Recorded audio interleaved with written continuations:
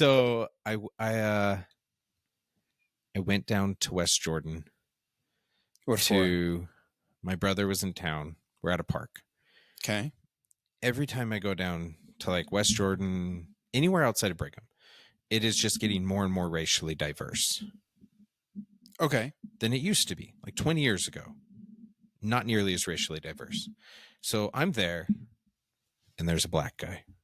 Just one. Well, there's more than one. Okay. But he looked the coolest. So you approached him. Oh, yeah, I approached him. And I said, "Hi, is your name Dave?" No, it's not. But then his curiosity was piqued. Why do you ask? Why do you ask? And I said, well, I explained. And I said, we're looking for a black Dave because we believe in diversity. He liked that.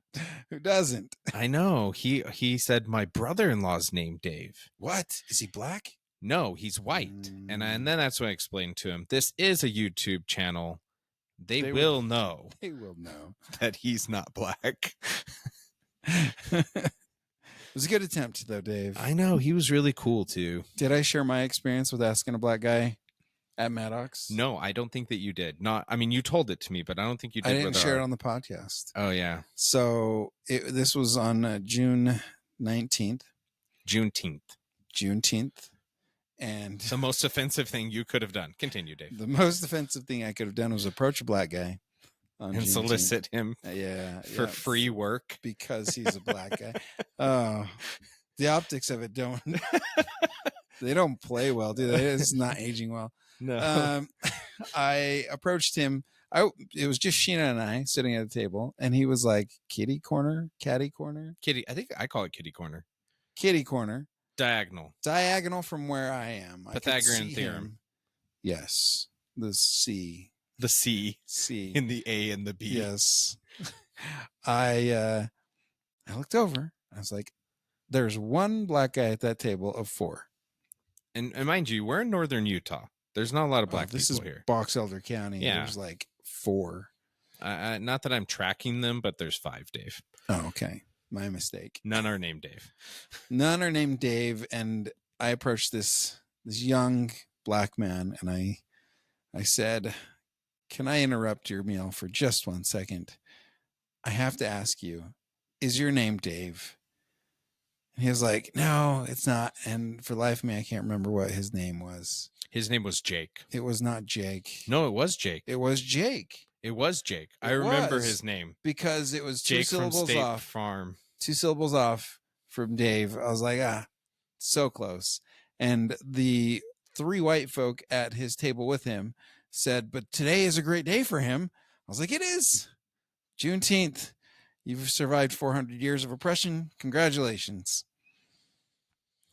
That was it. Didn't he say that he would go by Dave to be on the show? Oh, I think he did say that he could go by Dave. So Dave told me that, and my reaction was our audience would be severely upset if they found out that he wasn't a real Dave and only a trans Dave. When they found out his name was Jake, I'd be very upset. Identifies as a Dave. I know. I feel like that's cheating. It doesn't look good. No. But he could be Jake from State Farm. He could be Jake from Steak Farm. Steak Farm? Steak Farm. You were at a steakhouse. I was at a steakhouse. Yeah. So it makes sense. Did I ever tell you that the company I used to work for made the ice cream? The Juneteenth ice cream that came out a couple years ago? I think it was during COVID. It was at Walmart. They have an ice cream division. They develop flavors and stuff. So companies can come to them and they'll work with them. They have ice cream scientists. Okay. So food engineers? Food engineers. Let's call them that. Yeah. It's a flavor systems type thing. Anyway, so if you go and buy an ice cream and there's a caramel swirl in it, they might have developed that. But people can come to them and say, hey, I want to make an ice cream. Will you help me design This is the previous company you worked for? Yeah, not the company I work for now. Anyway, they worked with Walmart. Hang on. They did a lot of things. For a company that developed ice cream flavors, and I'm just now hearing about this. Yeah. Oh, there's a story behind this. And let me finish this first, and then I'll tell you why. I just feel like I've missed out on a whole lot of opportunity. there's a reason why. I think I have a little bit of. I'm a little upset with the ice cream division, so I probably didn't bring them up. Okay. All right. But anyway, so yeah, they developed the Juneteenth ice cream that Walmart sold, and people online got super mad about it. They were like, They got mad that they developed the Juneteenth ice cream. They said that you were exploiting people with this holiday. Every holiday gets exploited. It feels like that's criteria number one for being exploited as a holiday. Yeah, absolutely. Is you it need has to to be if commercialized. if you're not a holiday, if you're not getting exploited. Yeah, there has to be some kind of commercialization. I think exploiting consent is implied if your name is holiday. If it's a holiday, yep. So the company, when they bought the company I was working for, they had the ice cream division. Ice cream division sent out this thing saying like, "Hey, come up with creative names for ice creams," and they had all these descriptions, and one of them was a blueberry ice cream. Okay, and I came up with the name. You came up with the name. I came up with the name for it. What was the name? Blueberry More. And it did not win. This is like Ben and Jerry's type of stuff. Yeah, it was like a Cherry Garcia, and I thought that's really funny. They could probably get the licensing. It would be funny. So I put another one, and it was it was swirls and batter and stuff. Like there was cookie batter and swirls, and so I called it. Hey, I said swirl batter, batter, and that did not win either. What won over names. Blueberry More? Oh, it was like ice cream with blueberries. All the names sucked. And I'm very bitter about it. I wonder, was it an issue with like copyright licensing? Everybody in the company that I talked to. Too much like Ben and Jerry's type of stuff. Well, I mean, yeah, I can understand that I didn't, but I named 10 ice creams. They all had great names. I didn't win, and all the names were lame. I forgot. Are we recording? I think. Listen, we're you look more manly next to that sissy flower. by contrast. I know it's hard because Dave and I are sitting next to Stormbreaker. Stormbreaker, yeah. Yeah.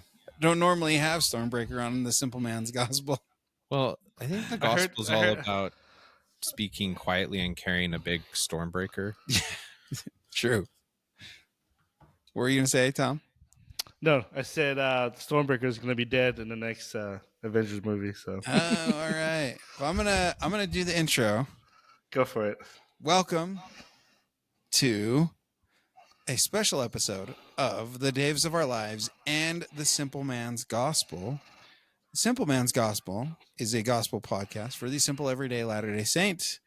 We try to keep it low level and simple for those of us that don't have a bachelor or master's degree in divinity or theology. Here with me, I have my co-host with the Daves of Our Lives, Dave. Hello. And my co-host with the Simple Man's Gospel, Tom. Hey, everybody. Who we will call Dave for the rest of this episode. Wouldn't it be weird if my name was Dave? I mean, I don't look like a Dave. There's no. But I look like a Dave. No. You look like an Owen. I mean, did your parents pick the name before they saw you what you looked like? Well, you gotta assume my mom is Filipino, so you gotta assume like half the genes are gonna be like, I don't know. Are you saying because you're half Filipino, you can't be Dave? No, David is more of a Filipino first name. Well, is your first name David? Legally, yes. Yeah, but I go by Dave. My middle name's Id. Parents are hip. Well, how do we do this? We got 3 people on. We got to have some kind of organization, some kind of structure, and some kind of topic to discuss. Well, I think we were going to talk about the ward change. Yeah. Wait, can the camera see both of you? I don't see both of you. I only see... Yeah, I've got 2 cameras. So This one is me, and then there is another one recording Dave. So I don't know how the AI is going to split it up. We'll see. We'll let Skynet make its choice. Yes. So we were going to discuss the ward change. Yeah. We just had Dave and I are in the same stake. So the listeners of the Daves of Our Lives, we are members of the Church of Jesus Christ of Latter-day Saints. I think we've mentioned it a couple times. Those that are listening to the Simple Man's Gospel, you already know this. Tom and I are members. But Dave and I are in the same stake, which is a geographical area that combines multiple wards. A ward is like a which is congregation. Congregation. Yeah. The LDS Church, the Church of Jesus Christ of Latter-day Saints, so you see LDS Church for abbreviation, they geographically divide areas. So where you go to church is based off of where you live. And so each of those areas is either a ward or a branch, and you add them up, and that will equal like a stake. And that usually is about 3,000 to 5,000 people. Whether they go to church or not. Yeah. The medium rare steak. The medium rare steak. That's my favorite type of steak. Tom he didn't grow up a member of the Church of Jesus Christ of Latter-day Saints, but he's been a member most of his life now, right? Yeah, More than half your life? 2021. Oh, 2001. Sorry, 2001. Okay, so 24 years. 24 years. Congratulations. So, Tom and I served our mission together in Hawaii. yeah. Wait, you guys served a mission together? Yeah. So you joined, and then you went on a mission pretty soon after? 2 years. 2 years? 2 years, and then I had to get things straightened out first. He was a victim of to convert. Yeah, so but yeah, after a while, that flirting was done, and I had to convert, so I went on a mission. But yeah, hey, did you hear about the tsunami? Yeah, I did. Yeah. So you heard about the earthquake in Russia? Yeah. Dave served his mission in Russia. I lived in Russia for 7 years, Tom. 2 of it was a mission. Wow, that's awesome. Do you speak fluent? My Russian's rusty now, but Russia. He's got a good Russian accent. So the earthquake in Russia, you heard about that? And then there's a tsunami. And there was a tsunami in watch, tsunami warning in Hawaii. Why may it be? Is it big? Is it the Big Island that got hit? Was it Big Island? I didn't see where it got hit. Where was the earthquake in Russia? Is that just? Did they say it was just? It's on the coast somewhere. Like Sakhalin Island, kind of like. I think so. Yeah, I think so. Yeah, that sounds familiar. I lived in that area for a couple of years, in Vladivostok. What? Yep, Vladivostok. It's the Russian naval base. It's where China, Korea, and Russia meet. Yeah, Dave's dad was a Russian spy in Russia. He was an accountant. Sure. He was an accountant. Sure, he was. That's how they got Al Capone, man. Accounting, right? Or Russian tax earthquakes. fraud. Tax fraud. So, Tom. Yeah. And this is something that I've never experienced the type of restructure or reorganization of award boundaries the way that we experienced this last weekend. Tom, have you ever been part of a reorganization of award in the last 24 years? No, I will be this coming week. My ward is getting split up because we just have too many people here in Arizona. At least in my ward, it's like one of the biggest wards in the state, and so we're splitting up for sure next week. They're going to announce who goes where and stuff. I'm sure there's going to be some feeling hurts and some complaining and whining, but suck it up, people. Get over it. The question is, when they drew the boundaries, did they know what side of the bed you sleep on? So they could draw the boundary like right through your family, right down the middle. No, I just find it funny that people anymore. No, I just find it funny people get so butthurt over boundary or new wards being created, and they don't see the happiness of it. Like there's a new ward. There's a new exciting ward that's gonna happen, and so it's like, but you know how people are sometimes in the church, they get a little butthurt. Well, it's just an opportunity to repent. We're all looking for that. I'm doing that. I'm doing that tonight, right after this podcast. I think repent daily. I think that was the suggestion, right? It's a regular thing for us after the podcast is we have to repent for judging everyone, especially for me. I mean, I'm judging internally, but like I outwardly judge at the podcast.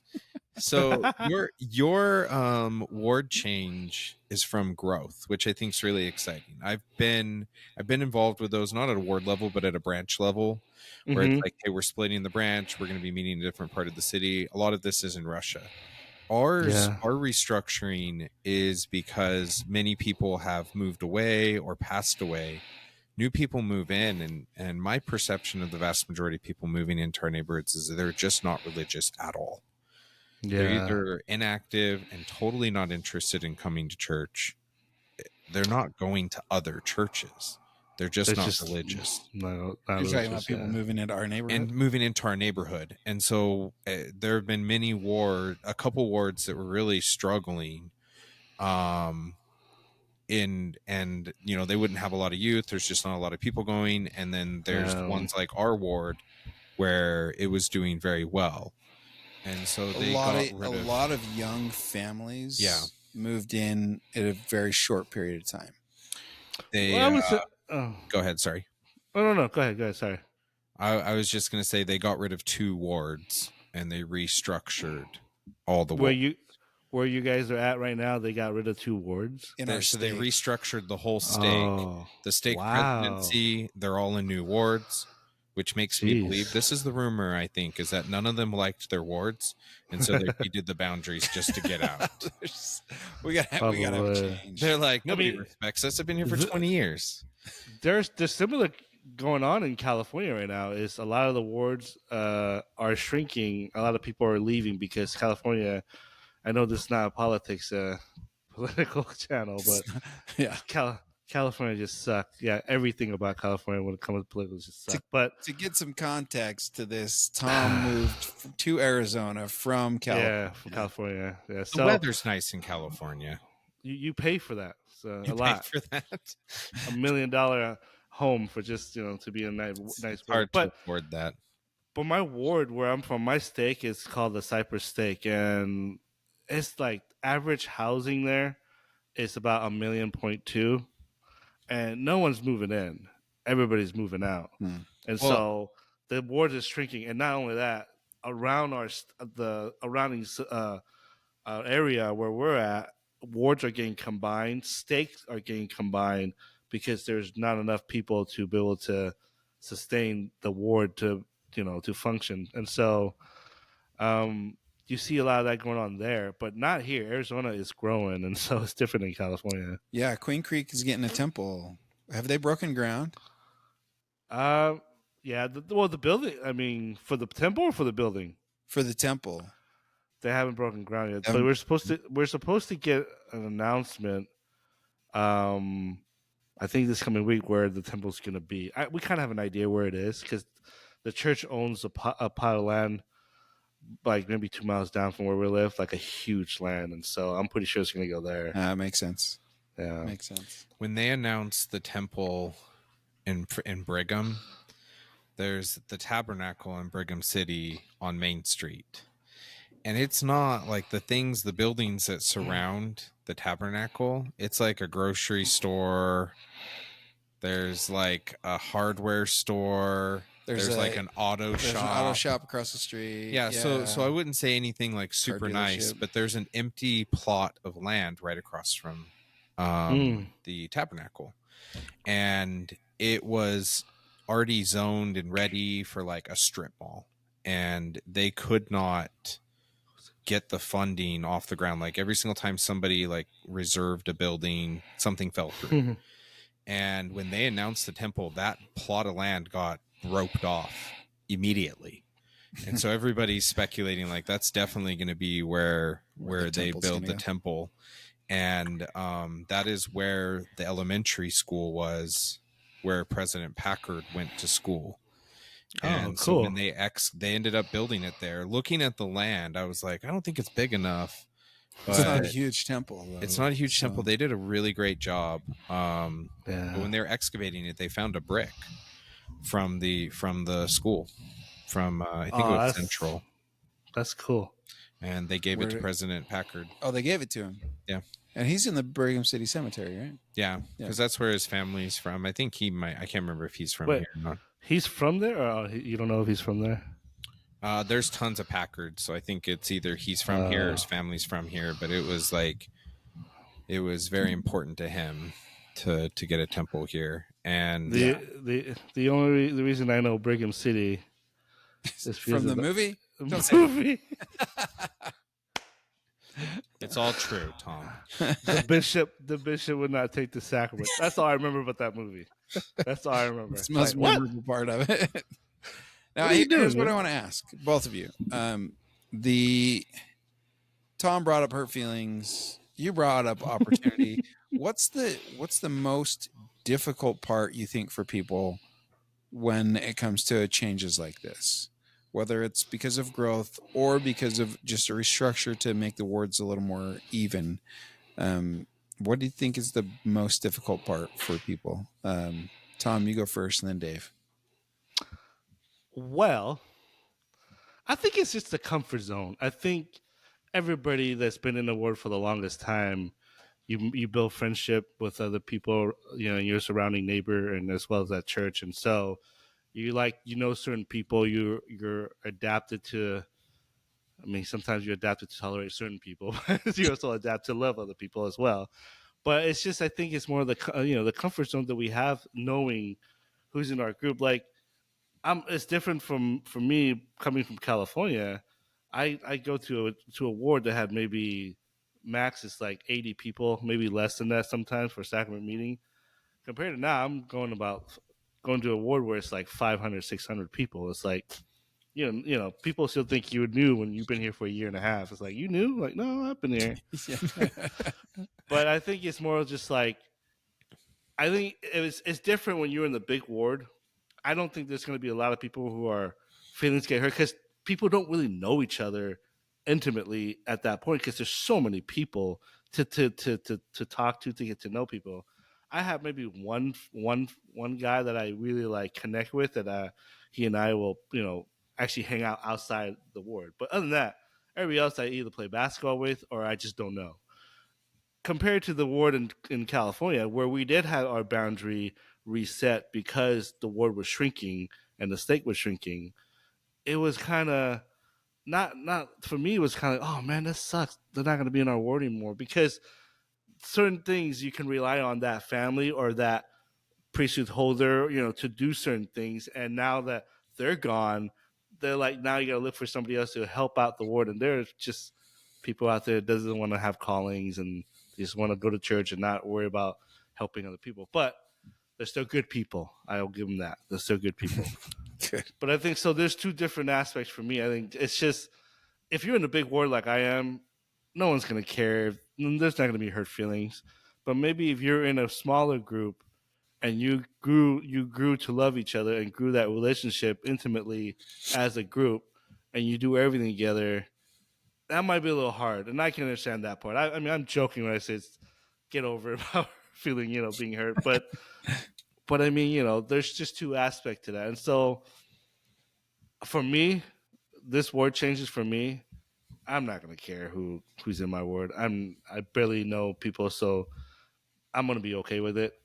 Maybe for other people wouldn't, but it was hard for me though to leave to actually for the smaller group. It was harder for me to actually see other people go to a different ward because I made a connection with them. So there's just two aspects that I see, and so yeah, it makes sense. What do you think, Dave? I think Tom touched on a lot of points that I thought about. Laura and I have been in the ward for 7 years. We've been married for 10. So almost 10 years. And so the majority of our married life has been in this ward. And we both felt like we really got made new friends. There's people that have moved in that we made friends with. And when the rumors started swirling about where the boundaries are going to get drawn, it was sad to hear that some of our friends might not be in the ward with us anymore. I had two thoughts about this. One, For me, this is the law of consecration with people. There are some that have more and there are some that have less. For the wards that are needing people, my friends leaving are going to be loved. I'm going to miss them. Good For the point. people coming in to our ward, they're going to be in that same situation. They're going to be missed, but they will be loved. And it makes me sad because the way boundaries are drawn, it's very easy to have people that literally they're across the street from you. Yep. I might not know people a block away because there's nothing bringing me together with them. We'll go on walks, we'll see them, I might recognize them, give them a wave or whatever, right? But I don't have that weekly touch base conversation in the hallway, the parties, the activities, hearing people talk in church, sharing, doing callings with them and stuff. You just don't have as much involvement. Yeah. The second thought, and a friend brought this up to me, and if it was you and I forgot, I'm old. This gray is not for show. My brain is going. I think I'm the youngest one here. This is the allegory of the olive tree. Okay. Where there is grafting between the wild and the tame olive. And so our ward is getting sliced up and it is being grafted with others. And I think that will give us an opportunity to be stronger.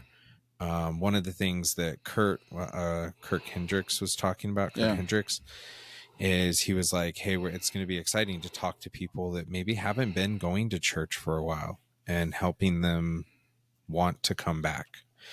And I said, they may need to hear the message from someone that they don't know. You may connect with them in ways that maybe their neighbors that they've known for the last 20 years haven't been able to. And so shaking things up, I think it will be overall good. I can understand why it's hard though, especially if you're losing friends. You can still be friends. Like God drew a boundary. It didn't put up a wall though. He didn't put up a wall. This is just dividing things. There's no rules that say you can't be friends with people outside your ward. It's funny. I'm talking about like I don't care. I don't care for Dave gave such a beautiful, eloquent answer about the grafting of the olive tree, and I'm sitting here like, who cares who's people's? They don't care. It up.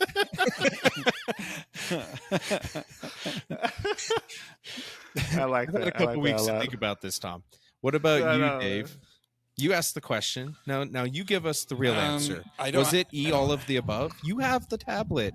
I'm looking at. Here's what I'm looking at numbers, right? I'm looking at the requirements to create a ward or a branch in a stake. These are fairly new.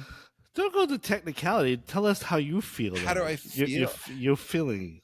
How do I? We know the technicality. Somebody asked. Here's the thing. Somebody asked me this. I think on Sunday, and I was struggling to come up with a word other than apathy. Interesting. Like I don't know that I care one way or the other. It's very celestial thinking. See,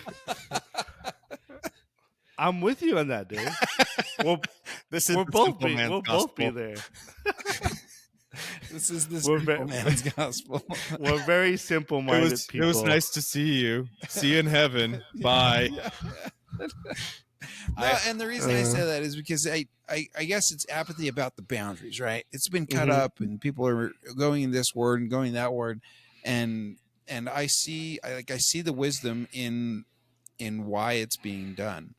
Yeah. How that affects my personal feelings about it is it's not really a big impact on me personally. Why do I think it's hard for people? I would say it's hard because people form attachments. It's hard. Comfort zone. What's that? Comfort zone. Comfort zone. Yes. No, I agree with that point that you made, Tom. People are reliant on other people to do certain things, and there are some wards that in our stake where they were filling multiple callings just to try to keep the ward afloat. And I think that the wisdom, part of the wisdom is to help bear one another's burdens. It's part of our covenant, our baptismal covenant, to bear one another's burdens. And I think this is one way that we can make other people's burdens lighter. Those wards that had one or two youth, that adults that are serving in these various callings just to make sure auxiliaries are functioning. I think it goes back to making sure that we're keeping our baptismal covenant. I wonder. Oh, sorry. I wonder how we felt when our ward was split in pre-existent life. Yeah, that 1/3. That 1/3. Suck it up, and they left. I know. They left. It's a bring a good. It does bring a good question though. It's like, were we attached to any of those 1/3? Did we know any of them? You know what I mean? Like, did we ever bond or relationship? And I wonder how we felt. And I would love to, once the veil goes away, I love to know where my relationship with those people. Did I mourn for them? I hope I did. I really do. I mean, I have this personality where, like, I do care about people, I mean, to a certain extent. But I really want to know, did I mourn for any of those people? Because technically, I mean, you know, Ward Boundary was split. yeah. So, I grew up in Texas, and I remember going to church. It seemed like a normal sized ward, but the ward boundary was pretty far, just because there's not as, like, here in Utah, it's like you can stand on top of your house and like hit 3 churches with a rock. Yeah. Like one rock. But they say it just skips off the churches. That's how powerful my arm is. And so in Texas, I remember it was like 30 minutes to get to church. It was a ways away, but there were a couple other members in my school. I remember having friends. I remember having non-member friends, member friends, going to the church. It seemed like normal size to me. And then we moved to Moscow, Russia, and it was very early. It's 1992. Not a lot of members. There's missionary work. Very new. Young men's. There's like 5 of us, 3 of us, 6 of us. Wow.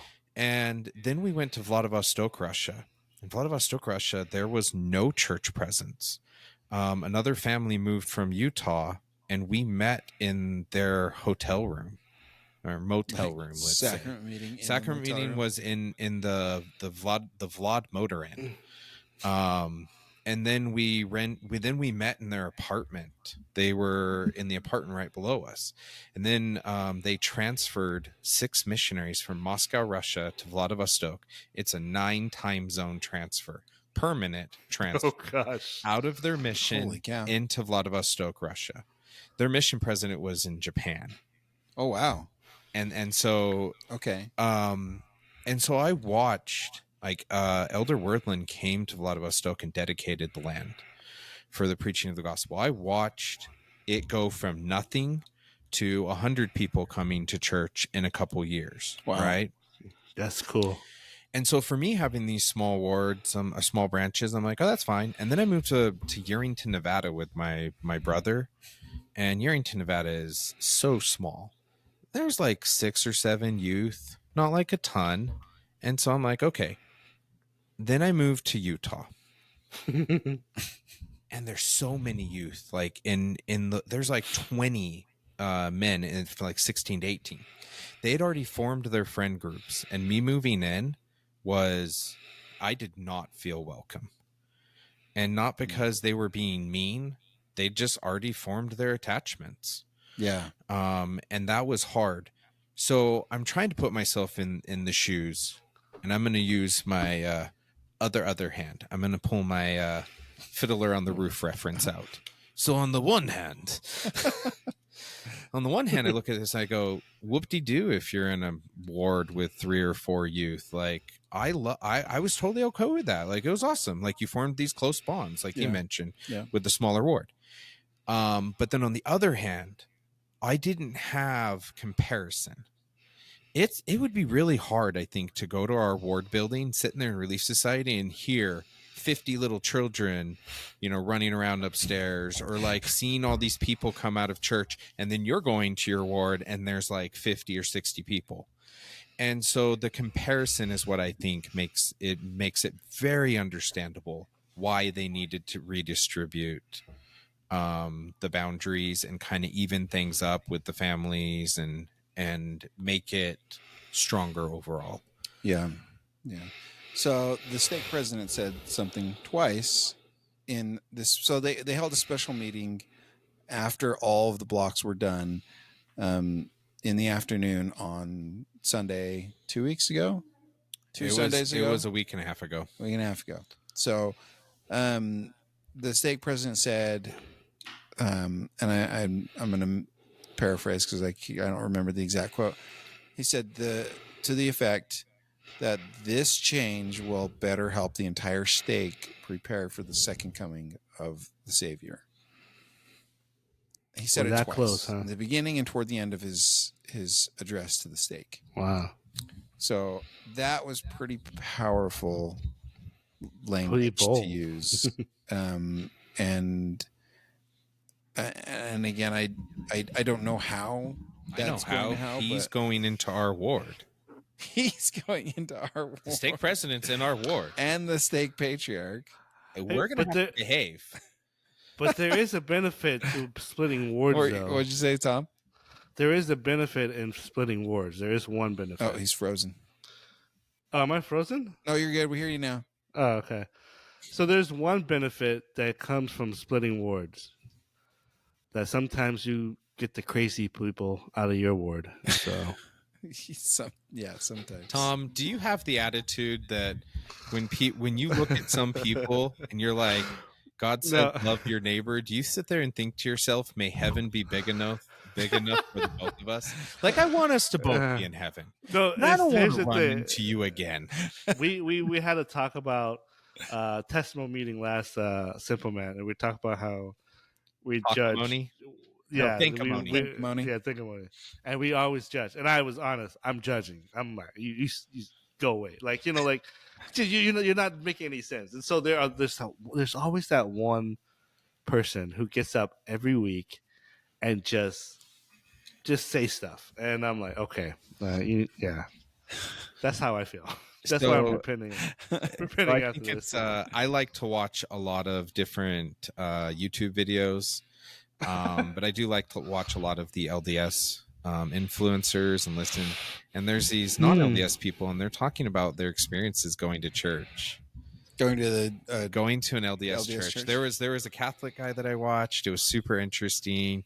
He was like very unfiltered.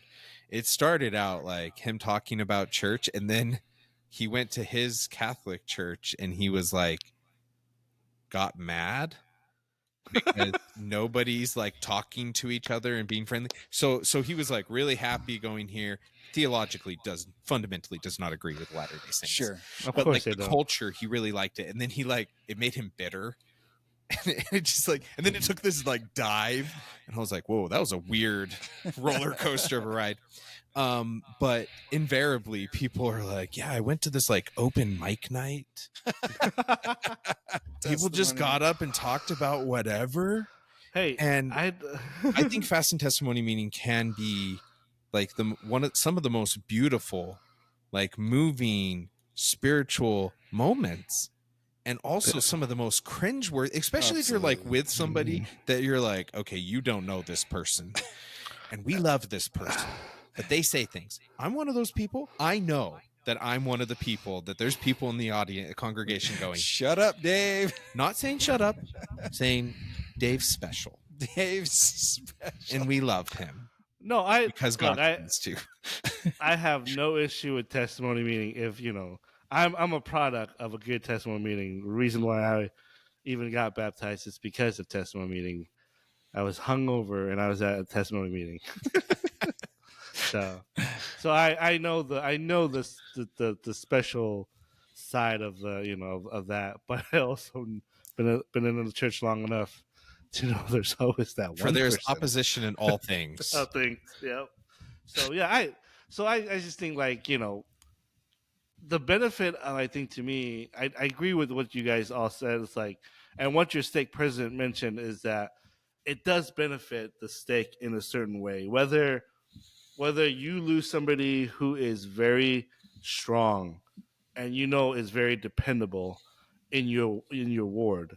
Well, he's going to another ward, and they're lucky that, like Dave said, that they're going to be blessed with having him in that ward to be able to help whoever needs help in that ward. So, I mean, there's I don't know if there's con to explore award splitting because I've never been part of it. We'll find out next week. But in your guys' case, when you guys have been in an award for so long and then you split, it's sad to lose that one person that maybe you can count on, but at least you know that ward will get a person that they can count on going forward. And so Well, and it's a domino effect, I guess. sometimes what I see is you have like a very dependable group of people, and people sometimes take a second, like a step back, and they just let them do it. Yeah. But when they leave and there's a vacuum, oftentimes people will step up. And so sometimes you just have too many people, and splitting it up and shaking it up will give opportunity for people to grow. Good point. Excellent point. Dave for Bishop. No. There you Negative. go. I vote. Dave Owen I for vote Bishop. for you. I'm starting I'll to vote for you. If campaign you now. start campaigning me for Bishop, that would be hilarious. It'd be funny. Think Celestial, Dave. Yeah, that's not celestial thinking. Campaigning for All I know is there's a principle. If somebody's drowning and you go out to try to save them, it's a dangerous thing to do because they will most likely take you down with them. right. So if I campaign Dave for Bishop, he will call me to be a counselor and take You're me coming down with with me, Dave. And I've been then too many this- Daves in the bishopric. Yeah, That's- nothing but that's Daves in the overwhelming. bishopric. I know we have at least 3 Daves in the ward. The stake president. Is Jeez. this really from God? I have it on good authority. And God's name is and Dave. then ward council becomes the Daves of Our Lives podcast. We're just gonna videotape. You do it live on YouTube. Yeah. live stream ward council. That'll go over Like, well. I don't think confessions are would usually be, videotaped. Yeah, we would be released and probably membership That- removed. That we know of, Dave. We don't know if it is recorded in there. Please speak I into the mean, statue louder. yeah. So this whole experience did make me wonder because I knew a year and a half ago, the church released new requirements, like minimum requirements for wards. How did it change after a year and a half ago? So it used to be a specific number of Melchizedek priesthood holders. That's what I've Which always is heard is like Melchizedek priesthood Doctrine and holders. Covenants, right? Like 96 elders or something like that would be a full ward. But to the minimums to create a ward includes total membership, active full tithing Melchizedek priesthood holders, participating adults, and a recommendation for participating youth. Yeah, the youth is a big So change. that's pretty new one. So the number of members, active and less active, so total membership, minimum to create a ward is 250. Minimum to create a branch is 20. Okay. Number of active, full tithe paying Melchizedek priesthood holders, capable of serving in leadership positions, minimum is 20 for a ward, 4 for a branch, which makes sense to form a branch presidency.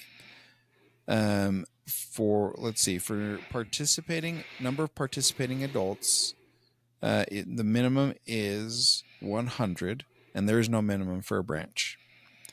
And the number of participating youth recommendation is 20. And I know that there was a couple wards in our stake where that was definitely not the case. Yeah. I think going back, by the way, I just want to back Tom up on this. Tom, I think we told him not to do the numbers. And he went.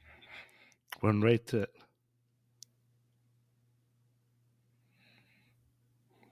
Uh-oh. I'm at 50% on that. So. Let me plug it in. So that's interesting. The youth comment that you made. I forgot what I was going to say now. I was too busy making fun of you about the numbers. I'm sorry. No, the youth numbers isn't. Oh no, I was going back to Tom. Tom was talking about the cost of homes and stuff. Like, oh yeah, one of the things that I've noticed, like where Dave and I live, I would say this is the least expensive part of our ward. yes, Okay, like Yep. I don't think there's anywhere else. And then you go up the hill, and it just gets more expensive, which is understandable. You have a better view. What's the price cheap wise? If you guys like, what's The your houses average? in our neighborhood are going like 400 to 500,000. But yeah, that's pretty good. US dollars. Not Vietnamese dongs. You can't say that on this podcast, Dave. It's a currency. A legitimate currency. I know. Gosh, man, you guys. It's worthless currency, but it is one. But you go up the hill and they just get more expensive, like exponentially, $7-8 million homes. And I think it's really prohibitively expensive for a young family to buy a house in the neighborhood up there. And so I think dividing that up a little bit differently made sense. There's a lot of people in our neighborhood that's their original house. And when they bought it, it wasn't super expensive. And sorry, our camera's being silly. And their kids have moved out. I think that in the last 7 years, I've only seen a handful of families move in that had children up in that neighborhood. Whereas in the non-elevated part of Brigham, it seems. How often do you guys have? I guess my question is, I mean, you guys are splitting stakes. I mean, that means people are moving into your area pretty, a lot, right? We're not splitting stakes. We're redistributing the stake because there's many members. Okay.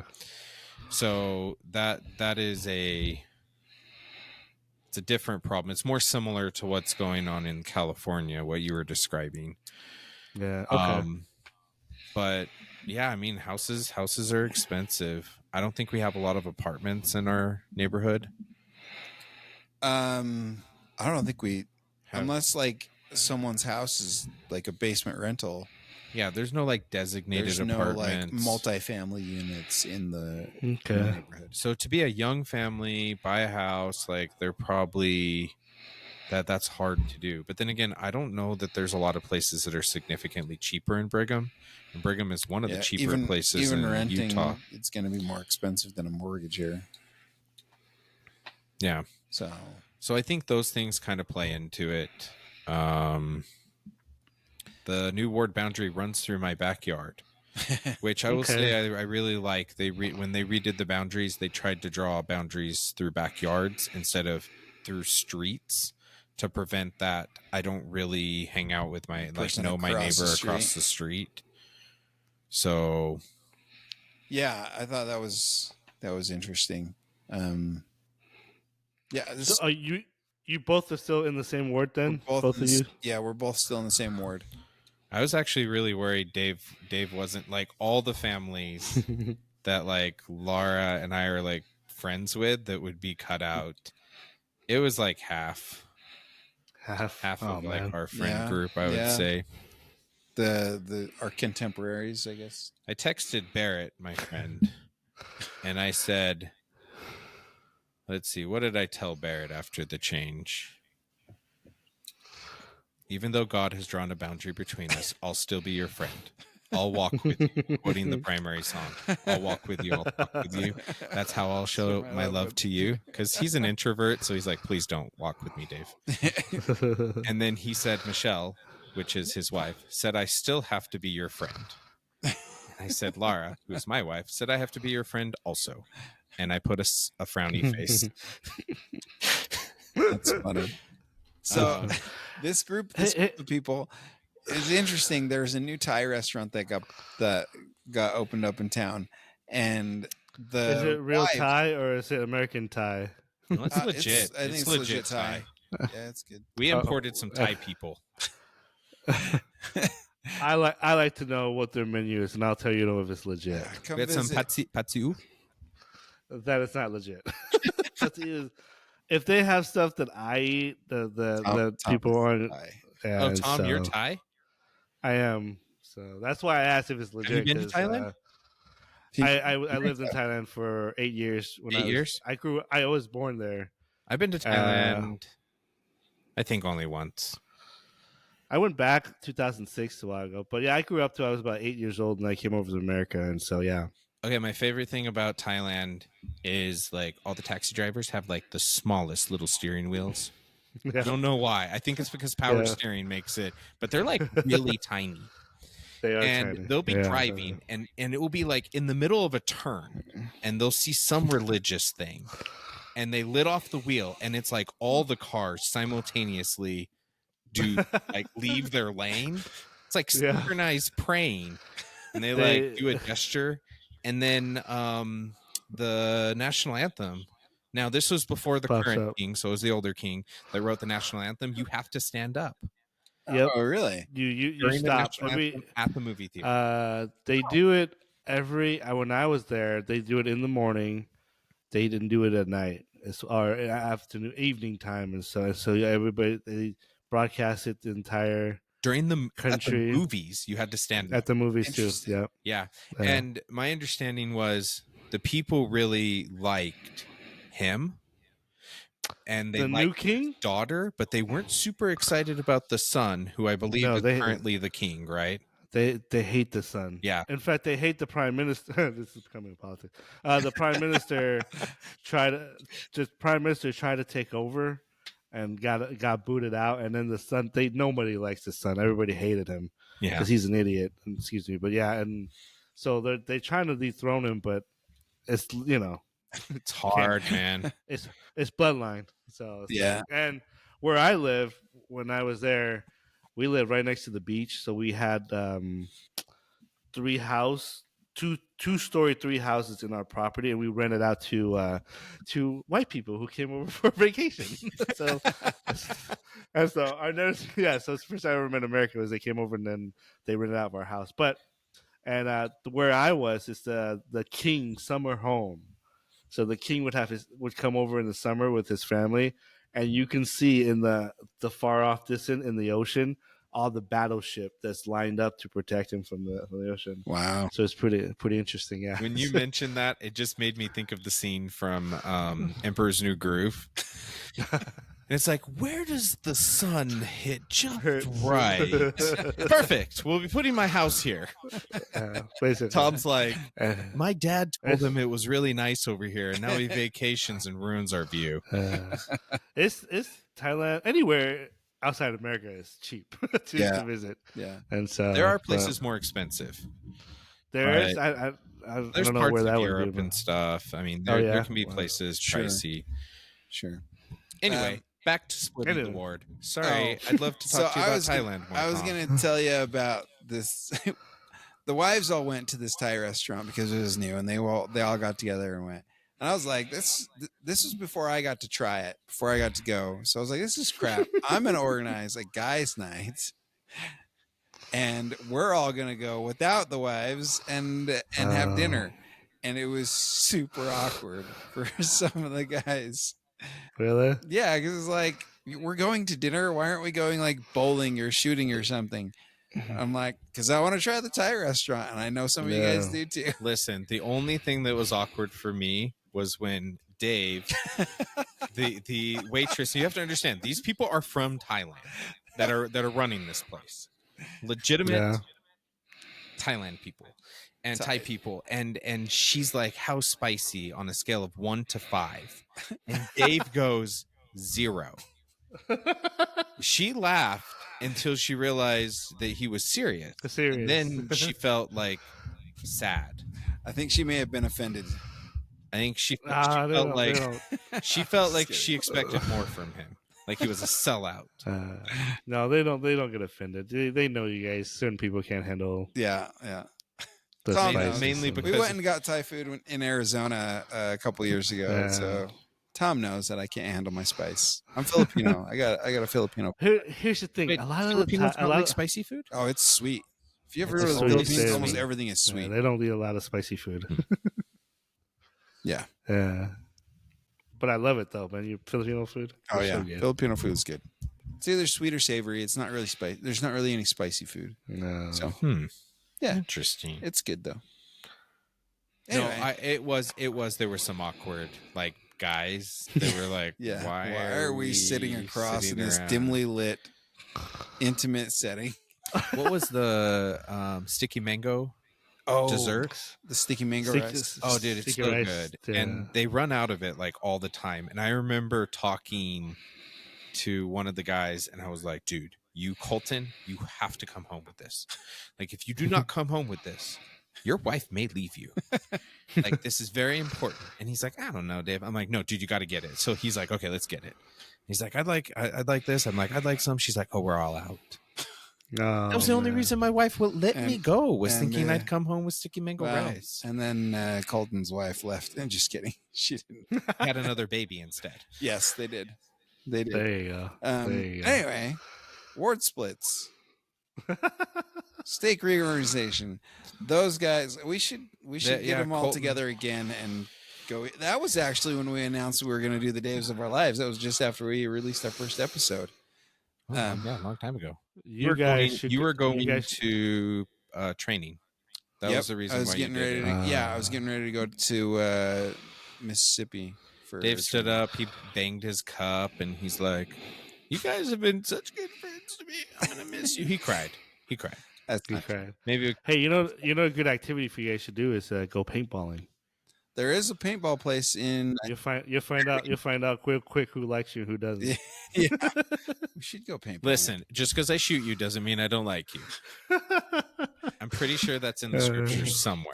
Dave, Somewhere. Dave, that's a good idea. Yeah, I went paintballing a long time ago. Let's go. I think airsoft is more popular than paintballing. It's more isn't popular, it now? but it doesn't hurt as bad. Airsoft is for sissy. Don't let anybody say otherwise.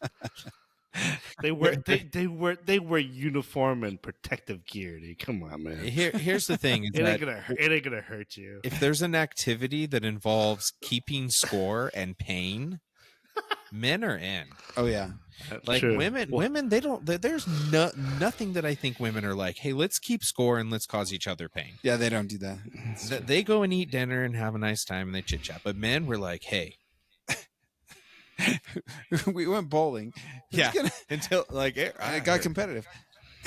It got competitive. Oh, man, I was falling apart there. Anyway, Yeah, so no better way to tell your friend you love him by shooting him in the face. that's right. Exactly. Papa. Oh, I was thinking somewhere else, but We should. That too. Yeah, we should get together with those guys. I got a funny paintball story. My brother outlaw. He's not my brother-in-law anymore. He's my brother outlaw. Still my brother outlaw. He's sitting there shooting his paintball just out into the field. Now, his sister, who he doesn't like a whole lot, not my ex-wife, but my sister outlaw. She drives in the car with the window down and the radio blasting and just pulls into like the backyard right where he's shooting. And he claims he didn't see her coming and shoots her in the side of the face with a red paintball. She's screaming, Oh my gosh! I think he took aim when he saw her that and was shot her. intentional. Absolutely intentional. Guaranteed. I don't think he'll ever admit it. But based off his military training, guaranteed. I think it was intentional. Guaranteed. He's Yeah, like, that she was just came out of nowhere. Sure. If you played paintball before, you know how to control the trigger finger. Like you know when certain shot will go a certain way. You can feel it. Yep. I guarantee that. Well, he was just shooting this way, and the house was to the right, and so she just pulled into frame. If that makes sense. He heard her coming. He knew it was. He heard her coming. He could feel a presence. Anyway, it's a good topic. Okay. What? Any other thoughts? Closing thoughts. Well, we should have a follow up because I will find out how it feels to be split next Sunday. Oh yeah, we should do a follow up. We could do a follow-up. There's another topic. Is it okay if I bring it up? The one I Sure. talked to you about. Yeah. I was wondering if it would be, and without getting super political, but I think talking about immigration and what the scripture teaches us about it. I think there's fun examples in the scriptures about immigration. You're an immigrant, Tom, right? You said you were born in Thailand? Immigration. I was. Came here legally. I was sponsored by my grandma and my grandpa. They came over years before I was, here, and so. Well, speaking about immigration in the Bible, I mean. So without let's not dive into it too much. Let's just chew on it. But I think there's some fun stuff. And Dave's an anchor baby. That's the story I've been telling you. Anchor baby. And my white ancestors have been here for, I don't know, 400 years. I'm an anchor baby. I don't think anyone's ever called me an anchor baby. Have you told them when I called you what I call Filipinos? No, I haven't. Let's do this. Why don't we save that topic for the different? Because then I think I'll be more prepared to talk about. I do like think that. If topic, we do another crossover, let's do a follow up about the ward change, and then maybe the second half of that, because I don't know how much we'll have to talk about other than we haven't gone inactive. Oh yeah, who are we judging? And I mean, it'd be like, and there's new people, and there's new people. Yeah, and thus ended the 420th year after of the reign of the. I think doing that and then having a topic would be fun if you guys want to. Yeah, I like immigration in the scriptures. That sounds like a good time.